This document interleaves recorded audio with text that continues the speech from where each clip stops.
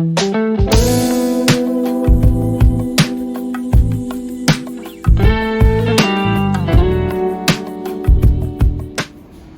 हम लोग income tax में इनकम फ्रॉम हाउस प्रॉपर्टी के एक ऐसे क्वेश्चन की प्रैक्टिस करेंगे जिसमें एक हाउस में कुछ मंथ लेट आउट किराएदार रहा है और कुछ मंथ वो सेल्फ ऑक्युपाइड रहा है। हमने इससे पहले वाले वीडियो में एक हाउस को फिजिकली दो पार्ट में डिवाइड किया, उसके 1/3 हिस्से में लेट आउट था और 2/3 हाउस सेल्फ ऑक्युपाइड था। आज का जो क्वेश्चन होगा इसमें कुछ महीने किराएदार रहेगा और कुछ महीने उसका ओनर रहेगा। तो इस क्वेश्चन में हम एक चीज देखेंगे कि अगर हमारा हाउस कुछ भी महीनों के लिए कुछ दिनों के लिए भी लेट आउट हो जाता है तो उस हाउस पर पूरा लेट आउट का ही रूल अप्लाई होगा, उसमें सेल्फ ऑक्युपाइड का कोई भी रूल अप्लाई नहीं होगा। सेल्फ ऑक्युपाइड से रिलेटेड कोई भी कैलकुलेशन उसमें नहीं करेंगे, हम उस हाउस को लेट आउट मानकर ही उसका हम लोग कैलकुलेशन करेंगे। तो देखो इसमें एक क्वेश्चन इसको हम लोग डिटेल करें, देखिए आपकी स्क्रीन पे चल रहा है। Shrimati Shreya Ghoshwal owns a house at Bengal, municipal value of ₹30,000, municipal value 30,000 रुपए दी है। The fair rate of which ₹36,000, इसका फेयर रेट भी दिया हुआ है। During the previous year 2020-21 the house is let out for residential purpose on a monthly rent of ₹4,000, 4,000 monthly rent पर let out का ये एक्चुअल रेंट हो गया। ऊपर दो म्युनिसिपल वैल्यू फेयर रेट और एक्चुअल रेंट हुआ। फ्रॉम 1 अप्रैल 2020 टू जून 30, 2020, अप्रैल मई और जून में ये लेट आउट था 3 months and self occupied for residential purpose for the remaining part of the year. अब कह रहा है कि उसके बाद जून के बाद जुलाई से मार्च तक वो सेल्फ ऑक्युपाइड था, लेकिन इस हाउस को सेल्फ ऑक्युपाइड के रूल से हम लोग नहीं कैलकुलेट करेंगे 9 मंथ का, सीधे सीधे हमसे लेट आउट मानकर पूरा हाउस लेट आउट मानकर ही कैलकुलेट किया जाएगा। Other particulars are following, municipal tax पूरा माइनस करोगे, 3 मंथ और 9 मंथ में नहीं डिवाइड करोगे, पूरा माइनस होगा। Fire insurance premium, land revenue, repairs, ground rate and collection charges का कोई भी डिडक्शन नहीं मिलेगा, क्योंकि हमें सेक्शन 24 में 30% का डिडक्शन मिलता है जो कि उसमें इंक्लूड माना जाएगा। A loan of ₹50,000 was taken on 1st April 2015 at the rate of 10% for the construction of the house. इस हाउस के कंस्ट्रक्शन के लिए 1 अप्रैल 2015 को लोन लिया गया ईयर के बिगिनिंग में 50,000 रुपए, which was completed on 1 जनवरी 2019, 2015 में लोन लिए, 2019 में हमारा ये कंप्लीट हुआ। अब देखो इसमें भी प्री कंस्ट्रक्शन पीरियड इंटरेस्ट आपको मिलेगा। ₹10,000 was paid towards the loan account on 1st April 2018 और 2018 में लोन का एक हिस्सा पेड भी हो चुका है। तो हमारा जो प्रीवियस ईयर का जो इंटरेस्ट निकलेगा, जो 50,000 लोन लिए जो 40,000 का, इसके पहले वीडियो अपलोड है जिसमें लोन का जो इंटरेस्ट है वो पूरे के पूरे 2 लाख पर आप निकाले हो, जो कि लोन का कोई सा रीपेड नहीं है, इसमें रीपेड है 50,000।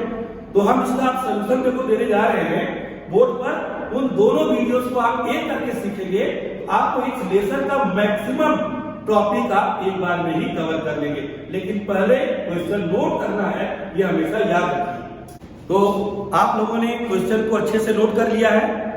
अब देखो इसके सोल्यूशन पे हम आते हैं। तो हम लोग इससे पहले वीडियो अपलोड किए हैं जिसमें एक house physically area wise 2 part में डिवाइड था, 1/3 लेट आउट था, 2/3 सेल्फ ऑक्युपाइड था। लेकिन इसमें यह हाउस अप्रैल मई जून लेट आउट है और जुलाई टू मार्च सेल्फ ऑक्युपाइड है। लेकिन इनकम टैक्स के रूल के अकॉर्डिंग अगर हाउस हमारा लेट आउट है और कुछ महीने सेल्फ ऑक्युपाइड है, उस हाउस पर पूरा लेट आउट का ही रूल अप्लाई करेंगे, सेल्फ ऑक्युपाइड के रूल्स को उस पर फॉलो नहीं किया जाएगा। तो सबसे पहले हम लोग सेल्फ ऑक्युपाइड के रूल से तो अलग हो गया, लेट आउट पर आएंगे और लेट आउट हाउस की सबसे पहले हमें ग्रॉस एनुअल वैल्यू की जरूरत पड़ती है। तो ग्रॉस एनुअल वैल्यू निकालने के लिए हम क्वेश्चन में सबसे पहले चेक करेंगे क्या कोई स्टैंडर्ड रेट दिया है। अगर स्टैंडर्ड रेट नहीं दिया है तो माना जाएगा कि इस हाउस पर रेंट कंट्रोल एक्ट नहीं लगा है। हम 3 rent municipal value, fair rate और एक्चुअल रेट में कंपेयर करेंगे, तीनों में जो अधिक होगा वही हमारी ग्रॉस एनुअल वैल्यू कहलाएगी। अगर ये हाउस वैकेंट रहा, वैकेंट का मतलब ना तो उसमें हाउस का ओनर रहा है ना टेनेंट रहा है, वैकेंट रहा है, तो वैकेंसी पीरियड उतने मंथ का एक्चुअल रेट माइनस होगा। अगर अनरियलाइज रेंट रूल 4 को सेटिस्फाई करता है, अनरियलाइज रेंट को भी माइनस करेंगे, जो वैल्यू आएगी ग्रॉस एनुअल वैल्यू में लिखेंगे। लेकिन यहां पर देखो क्वेश्चन में म्युनिसिपल वैल्यू दी है 30,000। सबसे पहले आपको ग्रॉस एनुअल वैल्यू चाहिए। म्युनिसिपल वैल्यू 30,000 पूरे एक साल का लिखेंगे, इसमें नहीं कि 3 महीने लेट आउट है 9 मंथ, ऐसा नहीं करेंगे, इसको पूरा लेट आउट ही मानेंगे। इसका फेयर रेंट को दिया हुआ है 36,000 और एक्चुअल रेंट ये अप्रैल मई जून ही लेट आउट था, तो 4,000 into 3 12,000 इसका रेंट रिसीव होगा। अब इन तीनों में सबसे ज्यादा 36,000 और ये इसकी ग्रॉस एनुअल वैल्यू होगी। ना तो ये हाउस वैकेंट रहा है और ना ही इस हाउस के रिलेटेड कोई अनरियलाइज रेंट है, तो हम लोग ग्रॉस एनुअल वैल्यू 36,000 लिख दिए। इससे पहले जो आप एक वीडियो पर देखे हो उसमें म्युनिसिपल टैक्स के 2 पार्ट में, यहां पर कोई भी डिवीजन नहीं होगा, पूरा हाउस लेट आउट मानकर ही लगाया जाएगा। तो देखो इसमें लिखा है म्युनिसिपल टैक्स 6,000, हमें म्युनिसिपल टैक्स माइनस कर देना है 6,000, जो कि हाउस के ओनर ने पेड किया। मकान का मालिक जितना भी म्युनिसिपल टैक्स पेड करे एनी ईयर का, किसी भी ईयर का, आप उसको माइनस कर दोगे, तो 6,000 यहां माइनस कर देंगे। उसके बाद जो क्वेश्चन में दिया fire insurance premium, land revenue, repairs, ground rent, collection charges, इनका कोई डिडक्शन नहीं मिलेगा। ये अंडर सेक्शन 24 में जो 30% है उसमें इसको इंक्लूड माना जाएगा। अब देखो हम लोग ग्रॉस एनुअल वैल्यू में से म्युनिसिपल टैक्स माइनस किया, ये कहला है net annual value.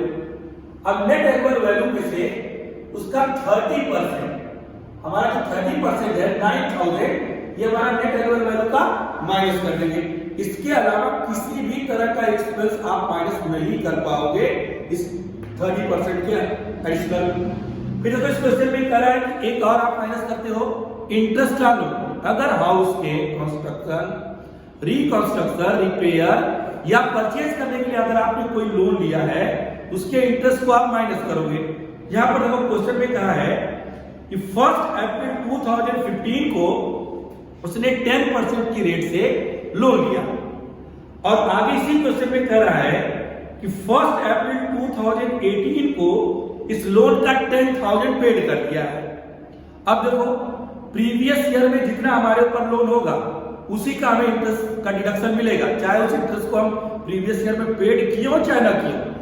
Gross annual value से म्युनिसिपल टैक्स वही माइनस होता है जो पेड होता है, लेकिन जो आप इंटरेस्ट का लोन है प्रीवियस ईयर का जो भी है सब माइनस होगा, चाहे वो पेड है चाहे अनपेड है। इसका प्रीवियस ईयर में लोन 40,000, 50,000 दिया था, 18 में 10,000 पेड कर दिया, तो 40,000 का 10% 4,000 हुआ।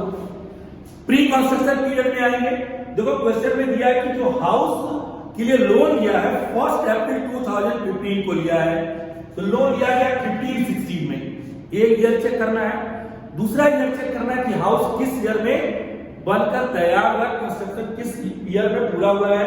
तो क्वेश्चन बोला कि जनवरी 1 2019 में हाउस बनकर तैयार हो गया, तो हमारा हाउस के कंप्लीट होने वाला ईयर है 2018 और 19, 18-19 को बनकर तैयार हो गया।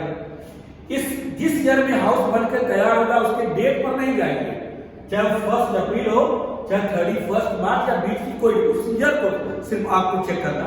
उस ईयर के पहले जितने भी ईयर होंगे सबको प्री कंस्ट्रक्शन पीरियड बोला जाएगा।